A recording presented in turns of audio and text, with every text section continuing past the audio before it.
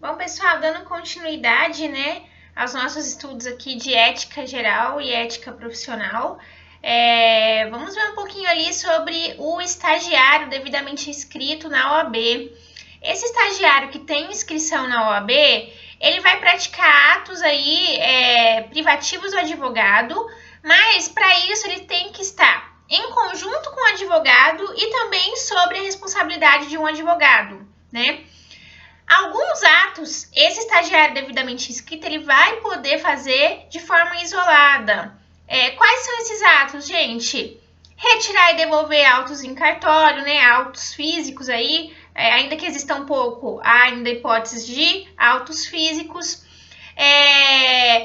Obter junto com os escrivões ali das secretarias certidões de peças e de autos de processos em curso ou também de processos, né, já finalizados, processos findos. E também, gente, assinar as petições de juntada de documentos a processos judiciais ou também a processos administrativos. Continuando os nossos comentários aqui no nosso Estatuto da Advocacia e da OAB, lá no artigo 5º, pessoal, nós vamos tecer alguns comentários sobre procuração e subestabelecimento. Gente, a procuração ela é o documento que serve para habilitar o advogado a praticar os atos judiciais em qualquer juízo ou em qualquer instância. E é a procuração, gente, que faz prova do mandato, né? Que ali efetiva aquela representação do advogado ao seu cliente. Nós temos dois tipos de procuração. A procuração por foro geral e a com poderes especiais.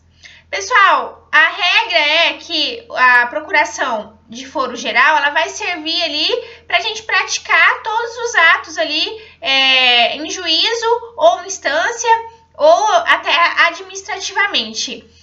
Só que em algumas hipóteses, a lei ela exige ali um poder específico para a representação.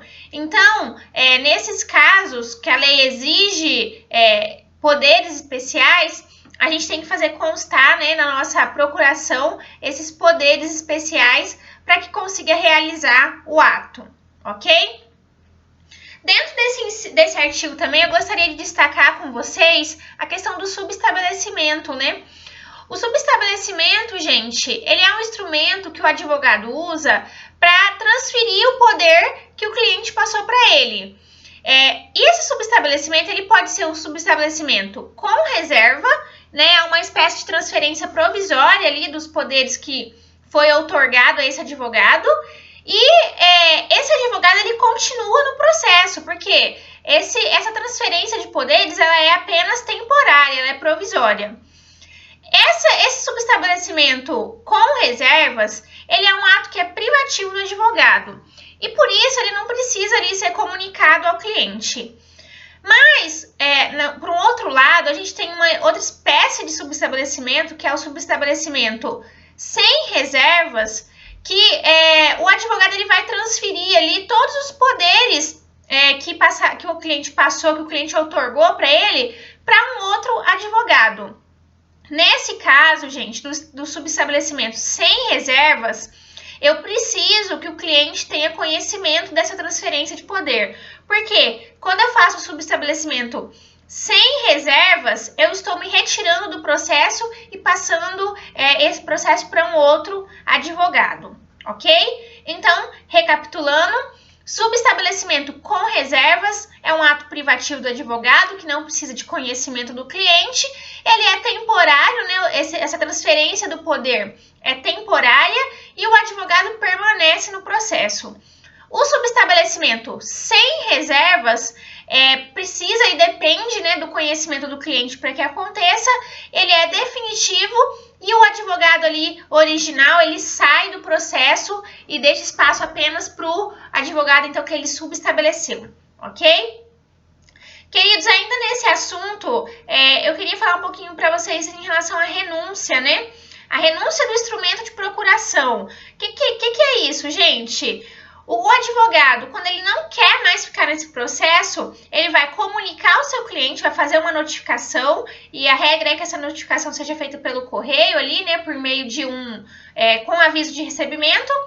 Após a notificação válida, esse advogado vai ter que permanecer por no máximo 10 dias dentro desse processo, né? E se ele for substituído antes desse prazo de 10 dias, o prazo então ali que durou a sua substituição, né? Então, se no terceiro dia o cliente já arrumou um outro advogado, ele não vai mais ficar naquele processo, ele já ali pode sair sem ter nenhum problema. Pessoal, se eu saio de um processo ou se eu paro de cuidar de um processo sem esse aviso para o cliente, aí pode configurar abandono de causa, tá? Que é uma espécie até de sanção disciplinar, ok? Outra questão, gente, é a revogação do mandato. Se na renúncia é o advogado que faz porque não quer mais estar naquele processo, na revogação é o cliente que não quer mais estar com esse advogado. Ele tem que pagar os honorários, tá? Proporcionalmente ali ao trabalho daquele advogado e proporcionar os serviços que aquele advogado prestou. E, inclusive, gente, ele vai ter direito a honorários de sucumbência, caso for o caso, né? Se for o caso aí de honorários de sucumbência. Então, recapitulando, revogação, quem faz é o cliente, renúncia, quem faz é o advogado. Abandono de causa, o advogado simplesmente desaparece, não comunica ao cliente, não é o que acontece aqui na renúncia. A gente não pode confundir abandono de causa com renúncia, porque, pessoal, na renúncia, o advogado ele avisa ao cliente que ele está, né, saindo, ele não desaparece do nada sem comunicar ao seu cliente, ok? Outra questão para a gente vislumbrar, para a gente destacar aqui nesse artigo 5º do nosso Estatuto da Advocacia, pessoal, é que o advogado, se ele tiver uma urgência, ele pode atuar sem procuração. E aí ele vai pedir um prazo para apresentar essa procuração, prazo de 15 dias, prorrogado aí por mais 15. Então, né, tem até 30 dias aí para apresentar essa procuração. Lembrando aí que tem que ter sempre o requisito da urgência, tá, gente? Não é do nada que esse advogado pode aí sair advogando sem procuração. Tem que ter esse requisito da urgência.